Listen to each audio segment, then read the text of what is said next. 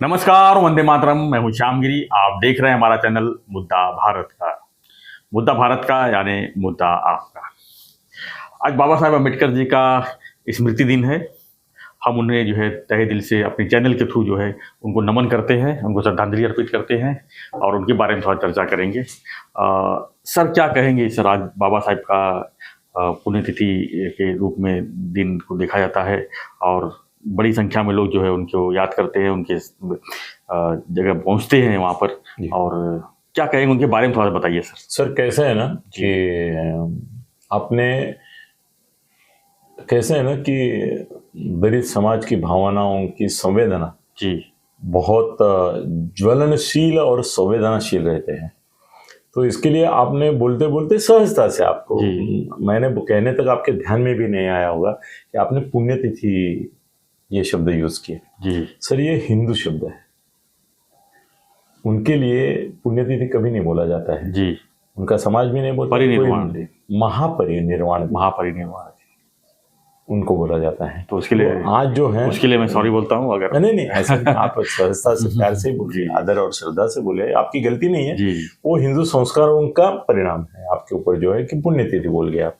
तो भाव वही है, श्रद्धा वही है। तो उसके लिए आक्षेप नहीं ले रहा हूँ मैं, आपके निरीक्षण में ये बात कहना चाहता हूँ। महापरिनिर्वाण दिन जी। हाँ, तो वो है सर। एक बात और अलग हो गई है कि पहले क्या होता था कि ये जो दिन है जी, वो उसका एक ये करने के लिए, औचित्य रखने के लिए और सबों को श्रद्धांजलि अर्पण के लिए दलित समाज ही महाराष्ट्र में तो वो जिस पूर्वाश्रमी के जमात जात के थे उसका ही परिवार उमड़ के आता था।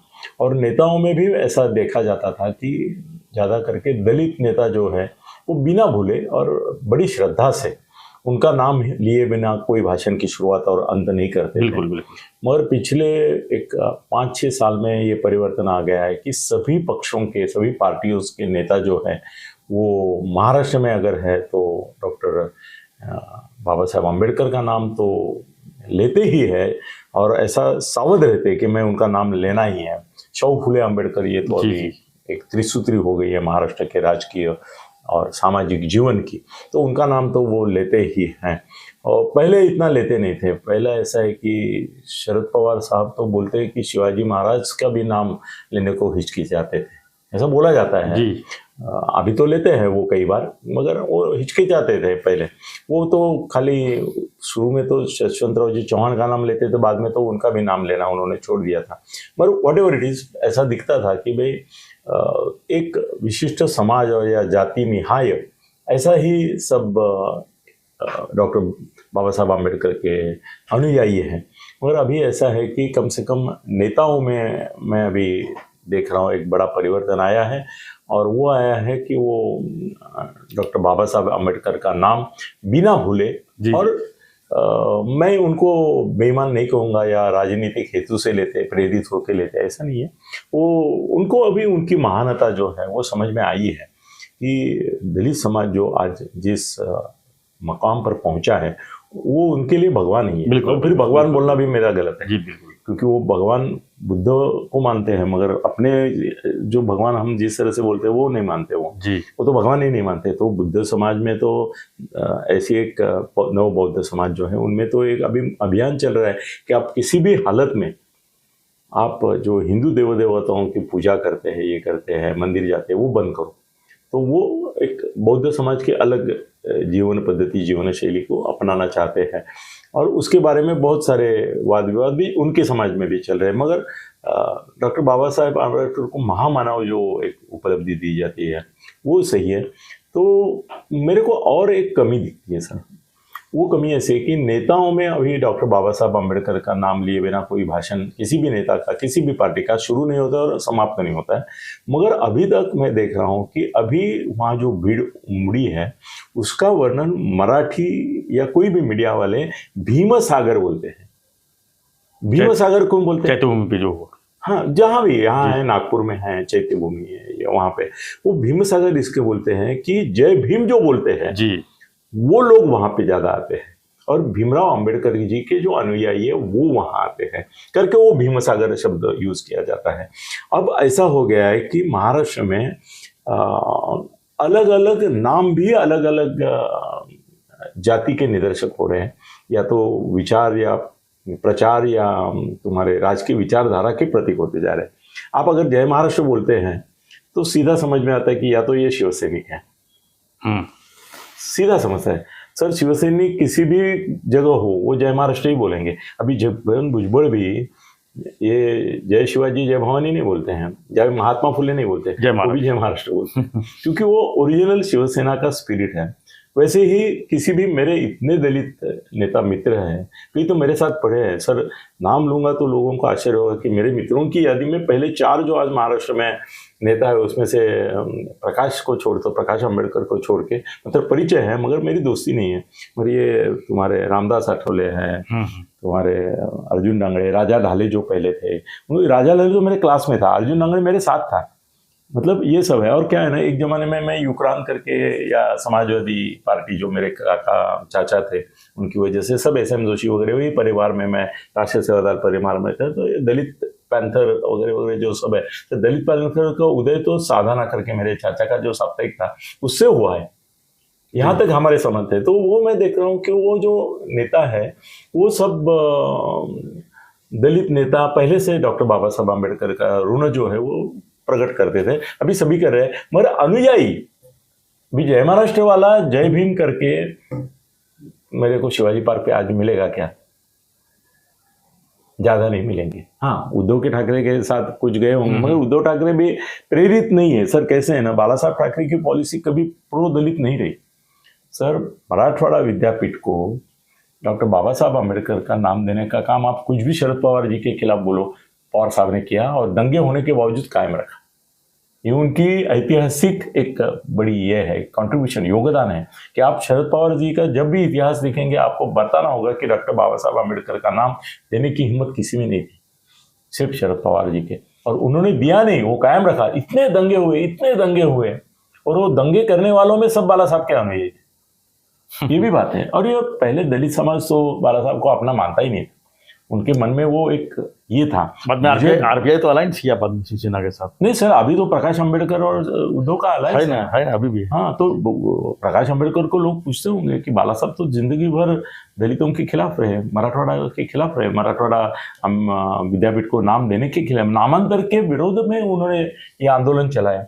वो तो बोलेंगे पूछेंगे। और उद्धव ने कभी भी ये ऐसा साल में एक बार जाने के परे उन्होंने दलित समाज को अपनाया नहीं, उन्होंने ओबीसी समाज को ये किया। लेकिन सर तो मैं चाहता हूं कि तब मैं संतुष्ट हो जाऊंगा जब जय भीम के साथ जय महाराष्ट्र, जय शिवाजी, जय भवानी ऐसे बोलने वाले जो सभी है सर, बहुत सारे अभी जय मल्हार भी बोलते हैं। हाँ, धनगर समाज के लोग जो है वो जय मल्हार भी बोलते हैं। सब सजी जातियों के, जी धर्मियों की बात नहीं कर रहा हूँ। मेरे को लगता है कि चैत्य भूमि पर ब्राह्मण को भी जाना चाहिए। आपको आश्चर्य होगा सुन के, मगर यहाँ पे जो अपना डॉक्टर बाबा साहब आम्बेडकर का ये है, वहाँ मैं जाता हूँ, मेरे दोस्त के साथ जाता हूँ, मगर जाता हूँ स्टेशन पे और इधर कोटना पे, जी वहाँ जाता हूँ। मैं क्यों जाता हूँ कि मेरे को ऐसा लगता है कि ब्राह्मण समाज में अगर कोई डॉक्टर बाबा साहब आम्बेडकर जैसा नेता मिला तो ब्राह्मण समाज का भी एक अलग रूप प्रकट हो सकता है।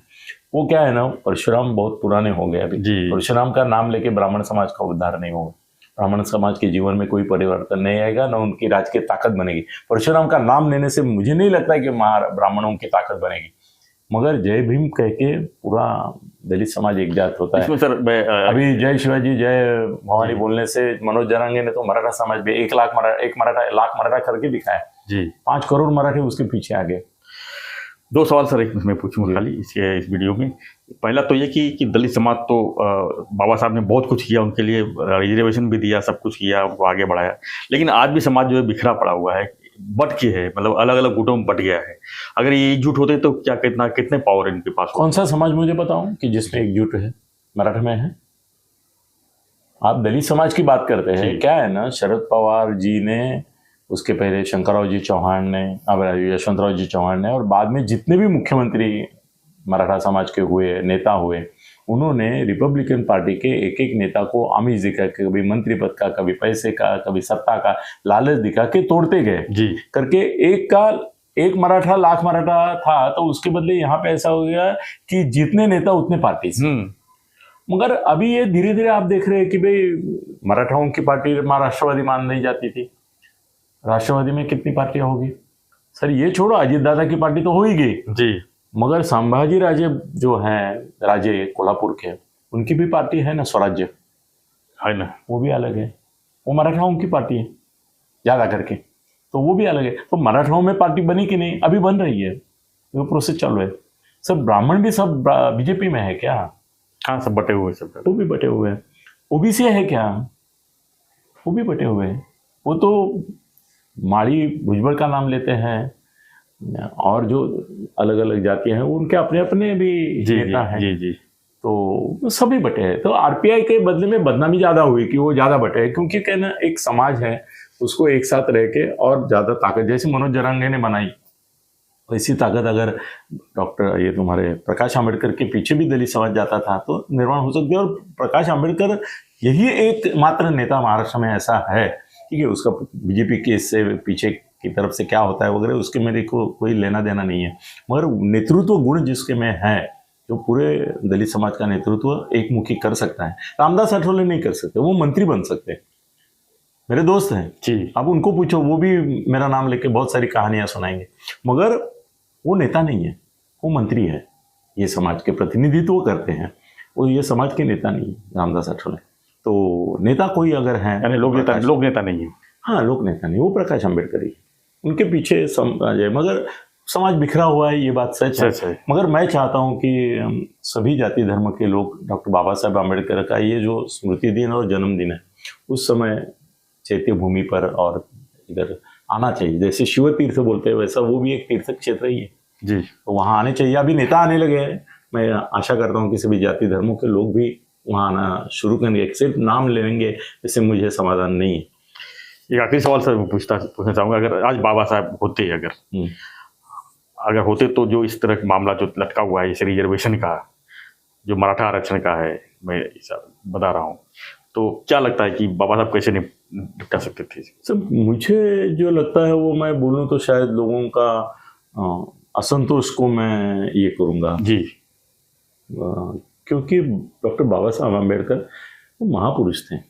वो ऐसे जाति और इसके में विश्वास रख के राजकारण नहीं किया उन्होंने, सबका राजकारण, वो बहुजन समाज का राजकारण करना चाहते थे। उनका दुर्दैव है कि कुछ एक समाज के एक तबके ने उनको इस तरह से अपना लिया और अपना बना लिया और अपना उसके ऊपर ये कर दिया कि वो व्यापक समाज के नहीं हो पाए। उनको उनके अनुयायियों ने मर्यादा में डाल दिया, सबको डाल दिया, सभी महापुरुषों को ऐसा ही डाला है। उनका ही ऐसा हुआ है ऐसा नहीं, महात्मा जी फुले का भी यही हाल हुआ है, उसमें सभी का हुआ है, सभी नेताओं का हुआ है। वो अपने अपने जात में, लोकमान्य तिलक का नाम ब्राह्मण लोग ही लेते हैं ना जी, बाकी कहाँ लेते थे?